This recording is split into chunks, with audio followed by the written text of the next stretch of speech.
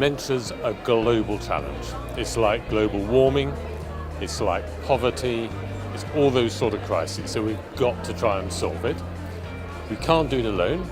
It's got to be an international initiative, and researchers can't do it alone. It needs to be a patient, public and researcher engagement. It's been a fascinating few days because the different perspectives in the room, I think that's what's really interesting. There's almost a synergy to people who come together from different backgrounds. If something happens and it raises a lot of questions for you. I mean, it's also been very inspiring from a practical point of view of hearing about people's work in different areas. So for me personally, going back to West Cork, it's, I'm inspired going back. It's very important to come to a conference like this, and when you do come, you personally feel, Lord, I'm not on my own. Or you think, that's the most interesting point. Or you think, I can link with that. Or he's saying the same thing, but just from a different angle. And you also meet people from very different and varied walks of life, and even of research, and organisations and projects.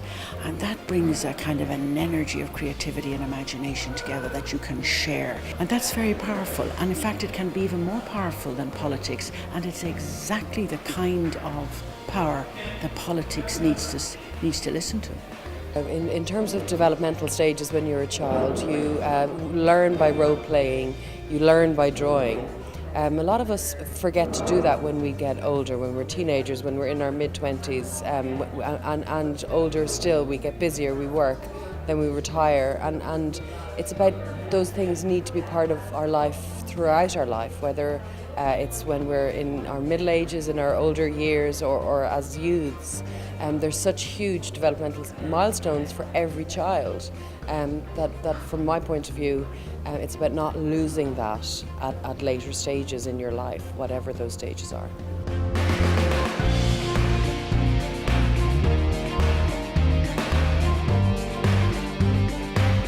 So what I'm finding most exciting is the conversations that the presentations are stimulating.